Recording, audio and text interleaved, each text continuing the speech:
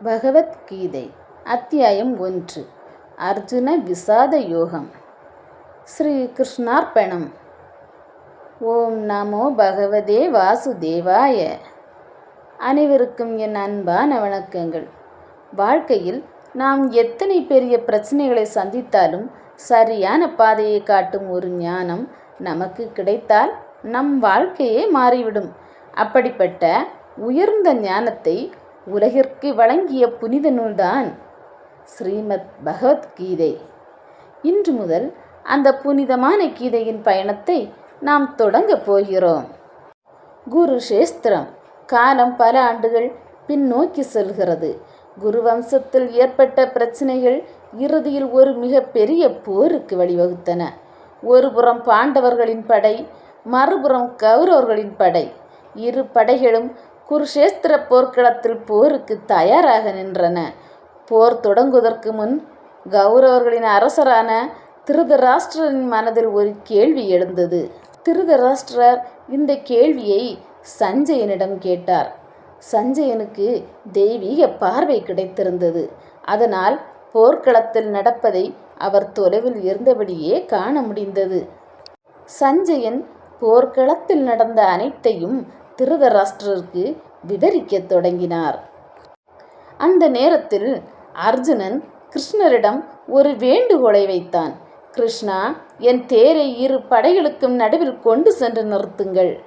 எனக்கு எதிராக யார் யார் போரிட வந்திருக்கிறார்கள் என்பதை நான் பார்க்க வேண்டும். கிருஷ்ணர் அர்ஜுனன் கேட்டபடியே தேரை இரு படைகளுக்கு நடுவில் கொண்டு சென்று நிறுத்தினார். அர்ஜுனன் எதிரே பார்த்தான். அவன் கண்ட காட்சி அவனுடைய மனதை முற்றிலும் மாற்றியது.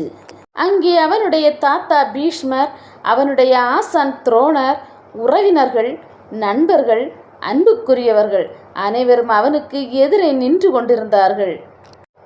அவர்களை பார்த்ததும் அர்ஜுனனுடைய மனம் கலங்கியது.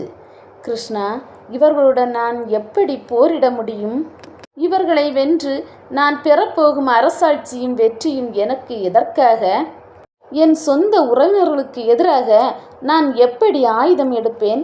அர்ஜுனனின் மனதில் எண்ணற்ற கேள்விகள் எழுந்தன. அவனுடைய உடலும் மனமும் தளரத் தொடங்கின. போரிட வேண்டும் என்ற வீர உணர்வு மனக்குழப்பமாக மாறியது. அர்ஜுனன் தனது காண்டிவ வில்லை கீழே வைத்தான். அவன் போரிட முடியாமல் தேரில் அமர்ந்தான். கிருஷ்ணரிடம் அவன் கூறினான், என்னால் போரிட முடியவில்லை. என் மனம் குழப்பமாக இருக்கிறது. இவ்வாறு ஒரு மாபெரும் வீரனான அர்ஜுனனே மனக்குழப்பத்தில் சிக்கி கொண்டான். ஏன் அர்ஜுன விசாத யோகம்? பகவத்கீதையின் முதல் அத்தியாயம் அர்ஜுன விசாத யோகம் என்று அழைக்கப்படுகிறது. விஷாதம் என்றால் துயரம், மனவேதனை, மனக்குழப்பம். அர்ஜுனனுக்கு ஏற்பட்ட இந்த மனக்குழப்பம்தான் பகவத்கீதையின் மகத்தான ஞானம் பிறப்பதற்கான தொடக்கமாக அமைந்தது. நம் வாழ்க்கையிலும் சில நேரங்களில் குழப்பங்கள் வரும். என்ன செய்வது என்று தெரியாமல் நாம் தடுமாறலாம். ஆனால் அந்த குழப்பமே நம்மை உண்மையை தேடுவதற்கான முதல் படியாக இருக்கலாம். இவ்வாறு பகவத்கீதையின் முதல் அத்தியாயமான அர்ஜுன விஷாத யோகம் அர்ஜுனனின் மனக்குழப்பத்துடன் நிறைவடைகிறது. ஆனால் அர்ஜுனனின் கேள்விகளுக்கு கிருஷ்ணர் என்ன பதில் கூறினார்? ஆன்மா என்றால் என்ன? கடமை என்றால் என்ன? வாழ்க்கையில் வெற்றி தோல்வியை எப்படி பார்க்க வேண்டும்? இந்த கேள்விகளுக்கான ஆழமான பதில்கள் அடுத்த அத்தியாயத்தில் தொடங்குகின்றன. அடுத்த பகுதியில் பகவத்கீதையின் 2ஆம் அத்தியாயமான சாங்கிய யோகத்திற்குள் நாம் பயணிப்போம்.